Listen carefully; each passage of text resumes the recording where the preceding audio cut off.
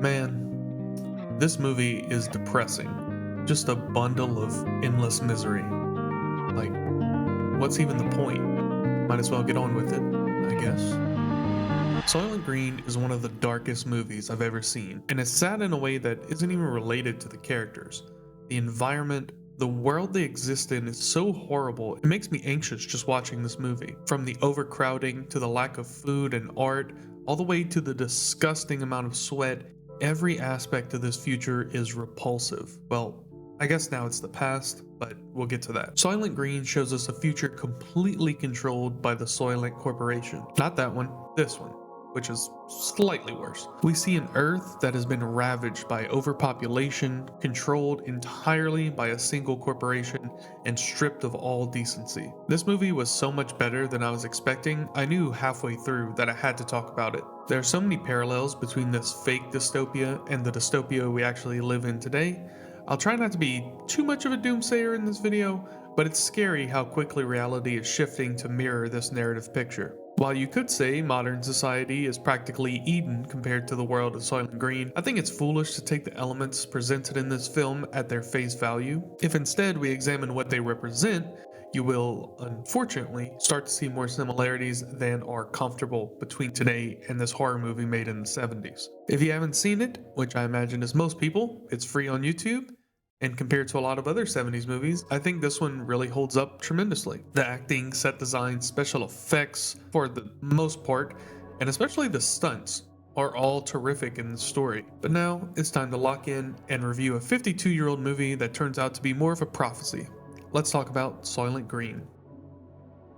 Right away, we get some heat from this film. This movie opens on a series of historical images, moving all the way from the founding of America into the modern age. What I love about this little slideshow is the gradual increasing of the pace of the images. It starts off with each image getting a few seconds to its own, but as time passes, the images flash quicker and quicker, signifying the ever-increasing speed of innovation. The images also switch to color, showing the progress in technology. I also love how the tone of the images change. At first, they represent progress and hope, showcasing the latest innovations, but then we start to see less pleasant images. The automation of cars, an increase in factory assembly line labor, traffic, civil unrest, overpopulation, pollution, smog. We see more oppressive and warlike imagery as well as the pictures progress. This once hopeful society has fallen into one of despair and anguish. Once beautiful lands are deforested and filled with rubble and detritus. The slideshow ends with this title card. New York, year 2022, population 40 million. Which is insane, but the actual real-life population of New York City is almost 9 million, so it's actually not too far off. And with what we'll learn about the rest of the world in this movie, that population will make a lot more sense. We cut into a dingy New York apartment where we meet our main character, Robert Thorne, and his roommate, Solomon Roth. We see that from the state of the apartment, besides the library, they are very much living in poverty. Both of these men live in a studio with only the bare necessities. Their water is supplied from a cooler strapped to the wall. The TV is not quite up to the 82-inch ultra-thin screens of today, although we'll get a reason for that a little bit later. And the room just looks to be in a state of general disrepair. I mean, they have to use a damn exercise bike to power their one light bulb. We learn that Thorne is a detective and Roth has been helping him on a case. On the TV, we hear the host saying that Tuesdays are Soylent Green days. Remember, Tuesday is Soylent Green Day. What this means will become clear in time. Over a breakfast of Soylent Yellow, the two argue about how bad the food is and how the heat wave they're experiencing never ends. Greenhouse effect. But to Thorne, this is just life. He never went to the grocery store growing up, never experienced a snow day. To him, old Solomon is just yapping and he pays him no mind. We also get the fact that there are 20 million men in Manhattan who are unemployed. You know, there are 20 million guys out of work in Manhattan alone. Which is insane.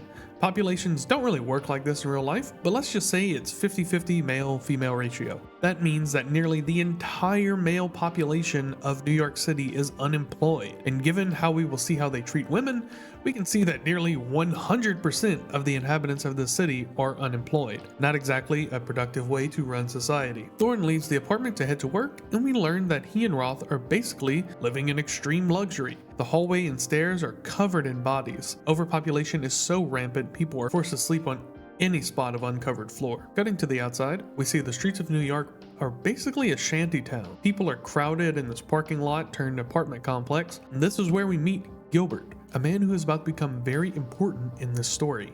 He meets with a mysterious man in his apartment/car and is given a weapon and a mission. We then cut to a completely different looking scene. A luxury apartment with a woman playing computer games. From the wide shot, we see the apartment is lavish and unyieldingly clean compared to the dingy, barely held together apartment of Thorne and Roth. Thank you for the toy. Let me do something for you. Nothing turns a girl on like Galactica. Cheryl leaves Simon to head to the grocery store/butcher. We learned earlier from Roth that being able to go out and purchase your own groceries is an extreme luxury. Why, in my day, you could buy meat anywhere. Eggs they had, real butter. Most of the population persists solely off of Soylent bars, which we'll cover in a bit. At the butcher, Cheryl picks up a few vegetables and something very special. A genuine cut of beef. So rare that even the grossly wealthy have a hard time acquiring such a delicacy. You can tell from the look of awe on her face that this is something truly rare. From here, we cut back to Gilbert, seeing him make footholds in a wall with the metal pipe he was given earlier. He's trying to break into the luxury complex that Simonson lives in. The background of this scene gives me so much anxiety. Through the darkness, we can see an endless expanse of city. And you can just imagine most of these buildings are completely stuffed with people, draping every staircase and every hallway. It's just so overwhelming and depressing to imagine. But Gilbert successfully hops the fence and sneaks his way into the building, into the elevator, up to Simonson's apartment. We'll learn a couple of things in this scene. One, Simonson seems to have been expecting this. He seems resigned to his fate and doesn't attempt to flee or even fight Gilbert. Two, we learn that Gilbert is very simple-minded, basically asking Simon if it's okay for him to kill him. Then, this is right? Simonson says it's necessary and is successfully assassinated. Later that night, Thorne shows up to investigate the crime. The building manager, Charles, explains that their security system stopped functioning a couple weeks ago. Convenient. He also explains that the manufacturers for the security systems are out of business and they have to manufacture the parts themselves, leading us to the conclusion that though they live in luxury, these people aren't immune to the decay around them. Besides the Soylent Corporation, all other businesses have crumbled into nothing, leaving their technology behind as relics of a more prosperous era. Problems, parts. The original manufacturer is out of business, of course, and our men have to fabricate replacements. Detective Thorne enters the room to find Cheryl and Tab waiting for him. Tab, who was supposedly his bodyguard, was busy at the grocer with Cheryl at the time of the murder. When addressing Cheryl, Thorne refers to her as furniture, a very disturbing title. Cheryl confirms this and says that she belongs to the building. The portrayal of women in this dystopian future is very gross, but I'll talk about it a bit more later. For now, I want to focus on Thorne's reaction to the apartment. This scene is so real and so sad. After checking the body, Thorne goes around the apartment and is simply in awe of the luxuries these people enjoy. He walks around eating fresh food, drinking alcohol, and probably the saddest scene is just him enjoying the air conditioning. This world has seemed to be extremely hot and uncomfortable this entire time. Solomon describes it as a heat wave that never ends. A heat wave all year long. And speaking to the state of pollution that the earth must be in for this to happen, a global smog must be trapping in all of the heat. Just watching Thorne doing his best to stay near the AC fan is so sad. He then moves to the bathroom and is mesmerized by running water and soap, which if you're getting all your running water from a cooler stapled to the wall in your apartment, an actual tap must seem like sorcery. Thorne is so real for this next move. He grabs a pillowcase and just starts taking shit from the apartment. I'd do the exact same thing, just filling up that thing like a Halloween candy basket. He then examines and interrogates Cheryl. She explains that William Simonson was very good to her, never hit her, treated her kindly, and she's genuinely upset by his death. Thorne is kinda listening, but he's really just trying to feel some of that AC. Then comes in the corner/garbage man. This film is so depressing. Let me hit you with a little fun fact first. One of the ways we determine how advanced a culture is the way they treat their dead. Do they have reverence for them? Do they have rituals for the dead? Do they bury them? Do they have mythos about what happens after you die? Well, in the world of Soylent Green, they just throw your blue ass into a garbage truck, right into the compactor to be, well, compacted. This society has devolved so much that they have completely lost their reverence for the dead. Instead, they treat them like all the rest of the garbage in the city. Thorn snags the groceries and heads back to his crowded building where he and Solomon share the spoils. Solomon breaks down at the sight of the food, remembering his childhood when grocery stores were abundant. Thorn heads into the precinct. It seems that Thorn never sleeps, by the way, not once. So he heads into the precinct and explains to his chief why he thinks the murder is suspicious and more than just a standard break-in. Cutting back to the streets of this hellhole, we see how people are forced to collect their water from public fountains, and it looks like it can be locked up when not in use. So it's probably one of the only functioning taps still working in the poorer parts of the city. We see advertising for the new Soylent flavor, Green, that is only dispensed on Tuesdays. Thorn appears to be scoping out a building and heads inside. We see a man guarding the staircase with an M16. So this is probably a slightly more high-class apartment than Thorn and Solomon live in. The guard keeps people from crowding the hallways. Thorn uses his badge to get past the guard and heads up to the suites. We see a woman, Paula, in a nice silk robe enjoying some sort of jam. Now we know from earlier that women just sort of come with the apartments, so it's not her place, although she does say she is married to Tab, and we learn that it is his apartment, but he isn't home at the moment. Thorn knocks on the door to enter, and the woman rushes to hide the jam. But once Thorn enters, we see the absolute lack of privacy laws present in this world. Imagine you're at home and your furniture lets a cop into your apartment and he's just allowed to rummage through all your things without a warrant or cause or any reason at all. The woman seems mostly concerned about hiding the jam. She knows something is suspicious about Tab's level of income and doesn't want Thorn picking up on this. However, Thorn finds the spoon covered in jam and sneaks out with it. But just before he goes, Paula sort of throws herself at him. It was at this point in the film that it kind of hit me just how inhuman the women in this world are treated.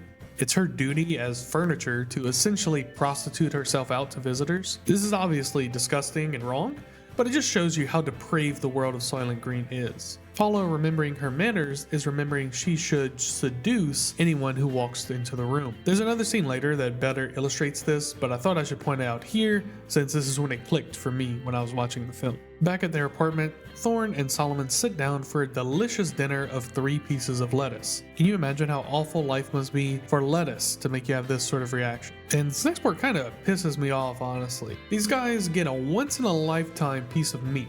They will most likely never have the opportunity to eat this again, mind. And they make stew? I feel like this is an insult to the cow. I mean, I like stew, but if it was going to be the only slab of beef I have forever, I'm damn sure not making stew with it. Yes, it makes it last a little longer, but guys, this is a one-time thing. Get a nice sear on the beef, or at least slow cook it on its own. You'd think they actually want to taste the beef. Whatever, I'm just complaining at this point. The boys have a delicious dessert of apples and brandy, and I think it's just funny to look at how small the apples are. I don't think this was just for the movie. I think it's just before they started putting the chicken steroids in the fruit. Apples were just a lot smaller in the 70s. From the books Thorn took from the luxury apartment, they learned Simonson was on the board of directors for Soylent, proving that this case is more than meets the eye. Leaving the apartment, Thorn feels that he's being tailed and makes a call to the station to report it. But we see the mysterious man who gave Gilbert the metal rod sitting with the chief. He is clearly someone high up who works for Soylent and convinces the chief to drop the case entirely. We can infer Soylent is really just keeping the police around as a private militia. They tell them what cases to follow and use the cops as muscle to keep their customers in line. We then cut back to the luxury apartments with Cheryl into a scene that can only be described as an abundance of baddies. It seems that all the furniture women are hanging out with Cheryl since her room is vacant currently. Cheryl and Thorn sleep together for no other reason than to keep the audience interested while they spout exposition. Really, the only important bit we get out of this is that Simonson went to church a few days before he died, as if he knew this was going to happen and wanted to confess his sins while he still had time. During the macaroni noise time, the doorman bursts into the apartment to find the furniture is not working and decides to just start wailing on these women. He might have actually hit this one for real, I don't know. He's acting a little too well. But I think this scene is important because it shows just how inhumane the women are treated in this world. Yes, we've seen that they are essentially just sex objects, but it becomes clear that they're basically at the mercy of anyone. I mean, this doorman or building manager or whatever, he can just walk in and start abusing them indiscriminately. As messed up as this is to say, they aren't even his property. They might have less agency than actual slaves. You don't even have to belong to someone for them to just walk in and beat you or sleep with you or whatever they want to do with you. This is already one of the worst futures possible to live in, and double that if you're a woman. I mean, you literally have no rights or protection. Thorne, our main character, walks in on this and really isn't even fazed by how badly they're being treated. He mostly just wants to intimidate Charles so that he can get away without arousing suspicion. But Cheryl convinces him to stay the night, and he gets to enjoy more AC, ice, and what might be the first hot shower he has ever had. Gross. In case you forgot how messed up the world of Soylent Green is during our brief stay in the penthouse, well, I'll just let the scene play out.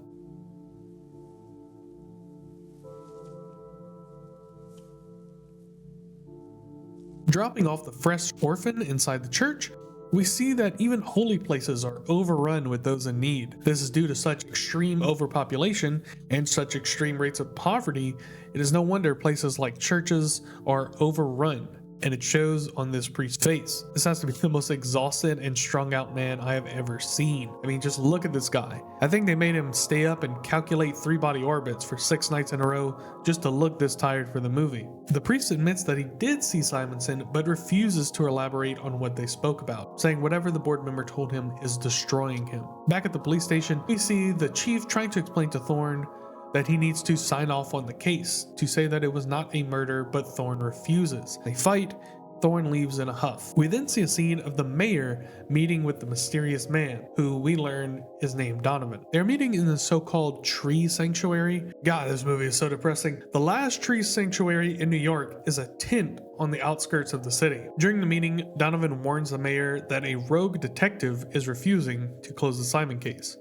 This rogue detective, of course, being Thorne. They know he went to the church and spoke to Simonson's priest. Now, they don't know that the priest didn't tell Thorne about what Simonson said, but the mayor does somewhat understand the implications of what it would mean if that information got out. So either he knows the dark secrets behind Soylent Corp, or he is willingly ignorant of them. The Soylent Corporation sends Tab, who turns out to actually be a hitman, to eliminate the priest. And honestly, I don't even think the priest knew he wasn't dead yet. Look at how tired this man looks. Someone get him a nap. Well, close enough, I guess. Now, we finally get a glimpse at Soylent Green Day. Masses of people have gathered in the streets. It's never really explained what the other colors of Soylent are. I presume they're just worse tasting or worse quality versions of Soylent. We can sorta infer red is closer to green in quality just because the chief of police has a bag of it in his office, but other than that, I got no insight into the other colors. All we know is green is the hot new stuff. Everyone wants it, and it's in short supply. People are unhappy with the portions of Soylent Green being dispersed,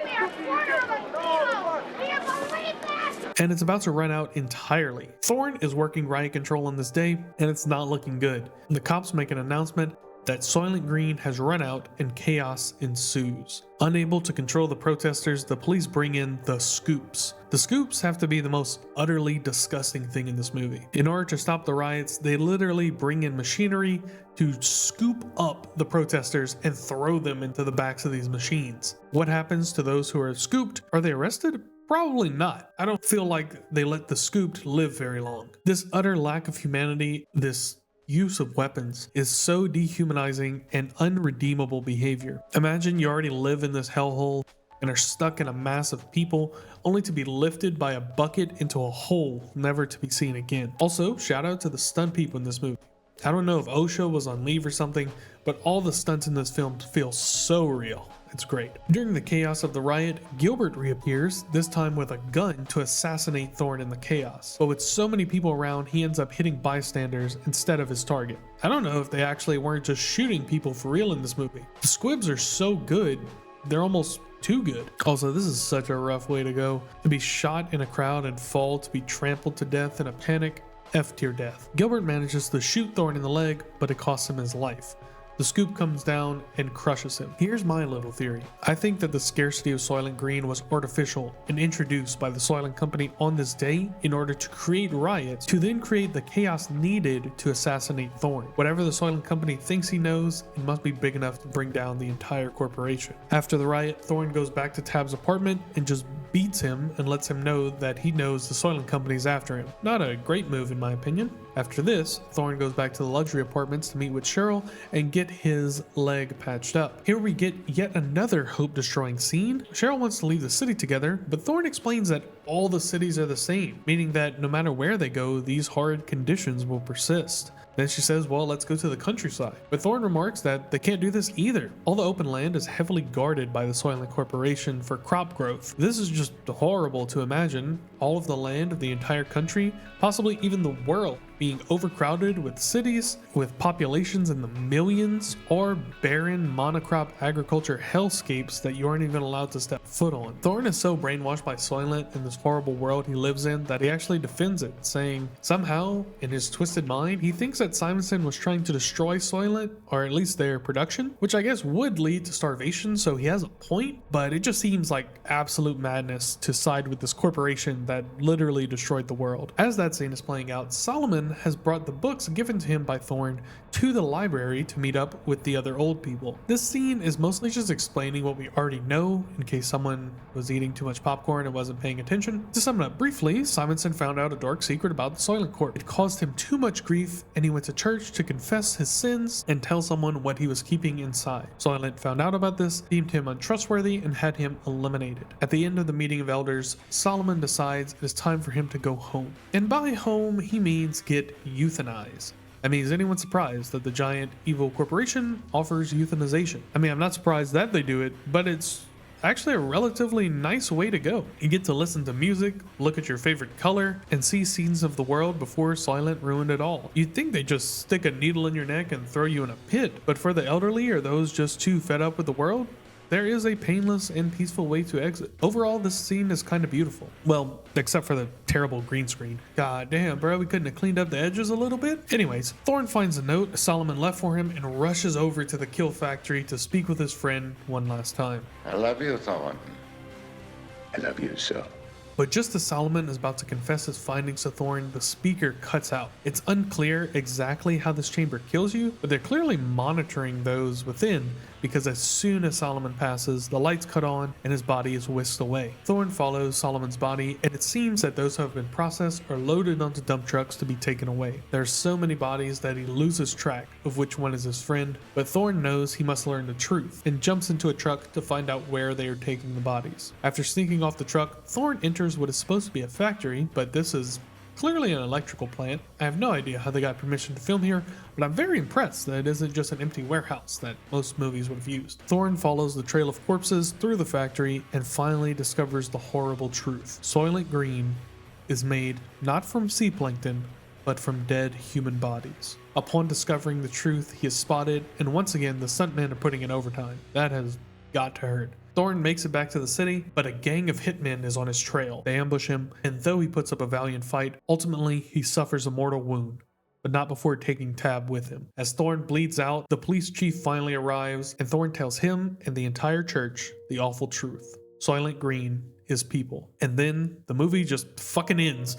No conclusion, no wrap up, no happy ending. The Soylent Corporation is definitely just going to whack all these people in the church and then use them to make more Soylent Green. No shot that this group of people has any power in this situation, but you know, that's just the way it goes sometimes. But we're not done quite yet. I want to bring up a few points that I mentioned earlier and briefly explain how they are related to their real life counterparts. Let's start with the star of the show, Soylent. In case you didn't know, the real-life meal supplement company Soylent did base its name off of this movie. Obviously, they aren't that large or powerful in real life, but it might be something to think about before you purchase one of their products. The next part of Soylent I want to bring up isn't covered as much as I thought it would be going into this film. That is monocrop agriculture. I was actually preparing to make this a large part of the video. Had a bunch of clips and stuff ready to talk about, but I felt like it would be pushing a point that wasn't really present in the film if I were to include them. So yeah, the monocrop is humans, I guess, but it didn't pertain to real life in a way that I thought it would, so my point was kind of mute. However, this is a topic I'm passionate about,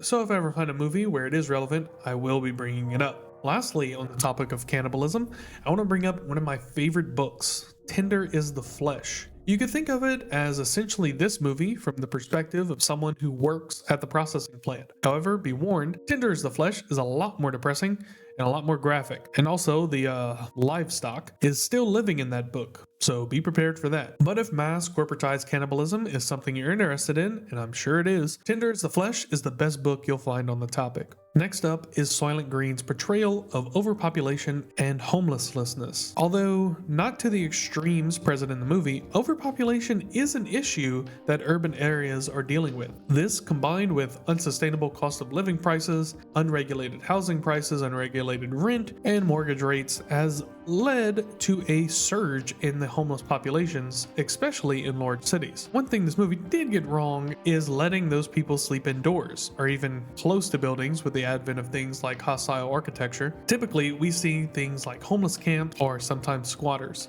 Much like the movie, I don't really have any real solutions to these problems. I just want to point out their real life equivalents for the fun of it. Women.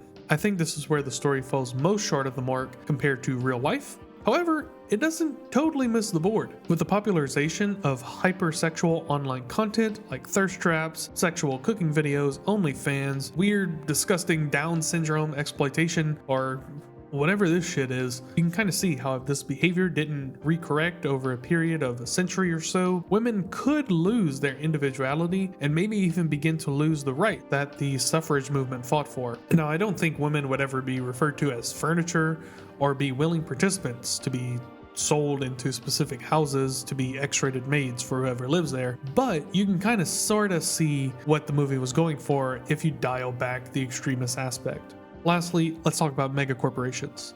They are real, and most people don't even understand how powerful they are. It's interesting to see just how few options you really have, and if companies can control your choices when it comes to soap and cereal, just imagine what else they can control. But this isn't really the place for all that, and I'm not nearly educated enough on the subject to speculate, and this is a movie discussion channel after all. So now that we're all box breathing and having minor panic attacks, I think it's time to wrap this one up. Thank you so much for watching. I'm going to try my darndest to get the next video out before Thanksgiving, but I really enjoy writing these and I end up creating a lot more work for myself than I expected going in. But either way, I'm excited for you guys to see the next video. I'm so glad so many people enjoyed the Over the Garden Wall video, and I learned a lot from the very insightful comments that you guys left. So thank you for that. Don't forget to drink your Soylent, and I'll see you next time.